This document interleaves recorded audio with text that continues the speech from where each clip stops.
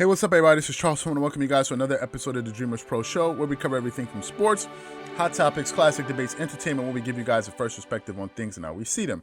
And in today's episode, the topic is, has Pascal Siakam been a total disappointment for the Toronto Raptors this season? So that's the topic I want to get into in today's video. But before we get into that, I want you guys to please make sure you go ahead and hit the like button, hit the subscribe button, hit the notification bell to be notified whenever we drop our content. Also, be sure to check out our Dreamerspro premium platform that we're launching next week, and also be on the lookout for Dreamerspro.com, which is coming at the end of this month. So let me just get into the Toronto Raptors here. I know we don't produce that many Toronto Raptors videos on our channel, but I know we do have some Toronto Raptors fans that are part of this community. So I said, let me touch on this topic. I've been wanting to get to it, but there's so many things happening. So let's just talk about the Raptors. This season, the Toronto Raptors have been a flat-out disappointment. They've been really bad this year. I mean, let's just face it, right? I looked at their record because I looked earlier in the season and I knew that they were losing some games. But today I decided, let me go check the Toronto Raptors record. This season, thus far, with 8 games played, granted, it's still very early, the Toronto Raptors have a 2-6 record. Right now, the current standings, they're number 13 in the Eastern Conference. Teams that are playing better than the Raptors are the Sixers, the Celtics, the Pacers, the Magic, the Bucks, the Knicks, the Cavaliers. Think about that. The Cleveland Cavaliers, the Hornets, the Heat, the Nets, the Hawks, and these guys. And the Toronto Raptors are all the way down there with a 2-6 record. And for me, it's been baffling, right? I really can't understand how this team is playing this poorly, given the fact that just a year ago, they made it to the Eastern Conference semifinals and they came very close. I think they lost to the Celtics in 7 games. They came very close to going back to the Eastern Conference finals to go face, in this case, it would have been the Miami Heat, who knocked off the Milwaukee Bucks. And I would have given the Raptors a very good shot against that Miami Heat team. So they played extremely well last season. Let's face it. I mean, one or two things didn't go their way, but they could have made it back to the Eastern Conference Finals. And if they did play against the Miami Heat, who knows what would have happened? They could have probably gone back to the finals. One could make an argument. It didn't happen, but they certainly had a chance. Now, I have to go back and try to understand. Okay, so what's exactly going wrong? And the first thing I thought, I said, well, maybe some of their players are underperforming. So I looked at Fred VanVleet. Fred VanVleet this season is averaging 22.3 points per game, shooting 46% from the field, shooting 41% from the 3, 81% from the free throw line, getting you 5.9 assists and 1.5 steals. And all of his numbers are up last season. He's averaging 5 more points than he did last season. So I said to myself, well, it can't be Fred VanVleet. So I eliminated him out, and he just came off a big contract, so I eliminated him out of the equation. Then I went to go look at Kyle Lowry. Kyle Lowry is averaging the same amount of points this season that he averaged last season, 19.4 points per game. He's shooting a better field goal percentage at 43.4 from 41.6.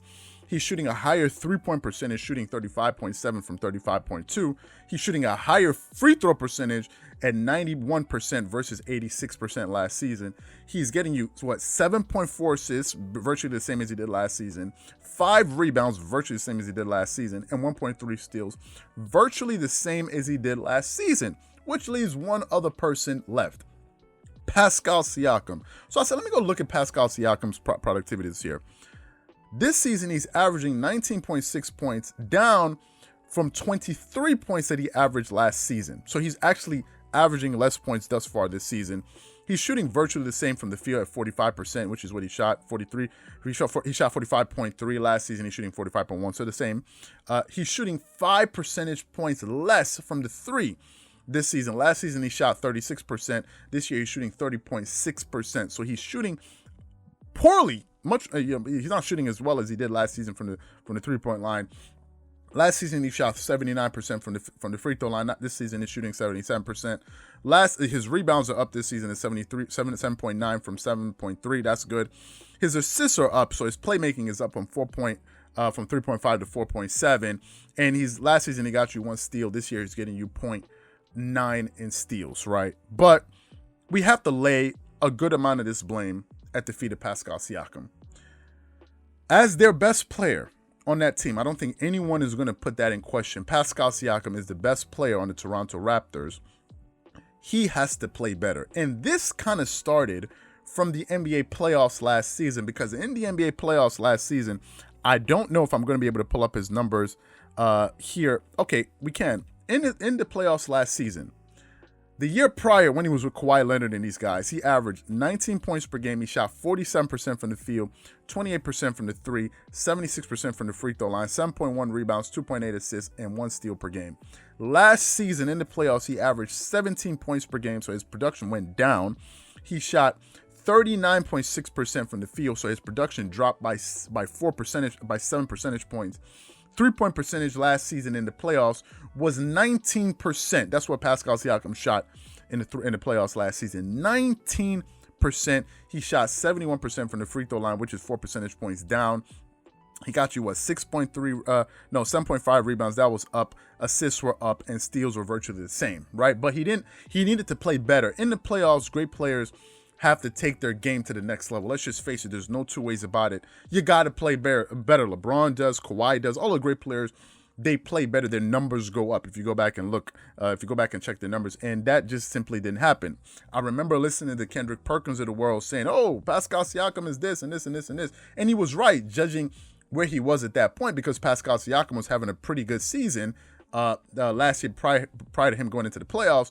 But I don't think Kendrick Perkins was able to foresee him going into the playoffs and having such a drop off, right? So I decided, okay, let me look at some of the team stats and understand exactly what the hell is going on with the the Toronto Raptors here.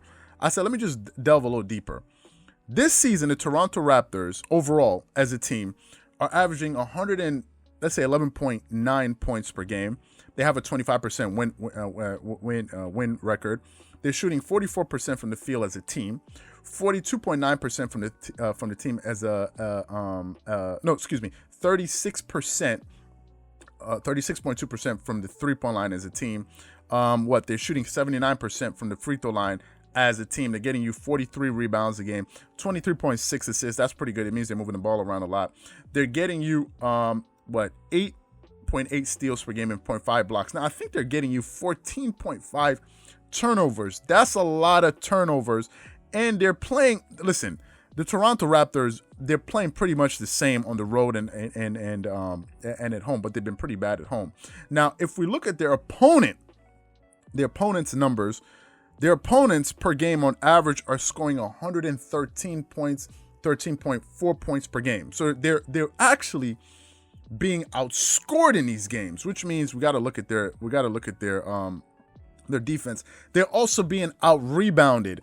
They're averaging about 43 point something rebounds per game, but their opponents are averaging per game 46.6 rebounds a game. So they're actually being rebounded. The opponents are getting about 9.6 offensive rebounds on them per game, which is pretty high. Opponents are shooting a higher free throw percentage than they are per game. They're shooting 75.7 free throw. I think the Toronto Raptors shoot 79, but that's what opponents are shooting.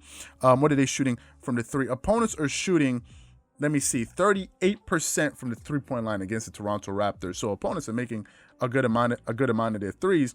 And the Toronto Raptors has just not been playing well. If you look at these stats, I'm sure we can go into the advanced metrics and all of that, which I don't need to go into. But so far, they've been a disappointment, and I gotta lay the blame at Pascal Siakam, because he is the best player on that team, right? Usually the best players usually get all the credit, but in this case, he's going to get the brunt of the blame. Now, they have some players that are playing well, apart from the players I just mentioned. Chris Boucher, I hope I'm pronouncing his name right, is getting 13.5 points per game. OG Anunoby, steady at 12.3, and Norman Powell at 10.8, and then Terrence Davis, Matt Thomas, and these guys are in the single digits.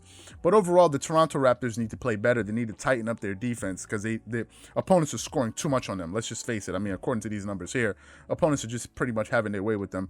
So the Toronto Raptors need to improve. I don't think they're going to remain this bad for the entirety of the season, but it's not a good way to start. You don't want to start off the season in a hole. A lot of great teams that traditionally do well in NBA seasons are not doing that well right now, so maybe they have some time to turn things around, because the New Jersey Nets and others are not too far behind them as far as playing poorly, because then they're also not playing as good as well. But the Toronto Raptors need to turn it around. So what I want to know from you guys is, do you agree with me? Do you think that thus far has been a total disappointment, or do you think it's nothing to panic about, no big deal, and things will be turned around? Whatever you guys think, please leave your thoughts and comments in the comment section below. Again, if you enjoyed the video, please make sure you go ahead and hit the like button, hit the subscribe button, hit the notification bell to be notified whenever we drop our content.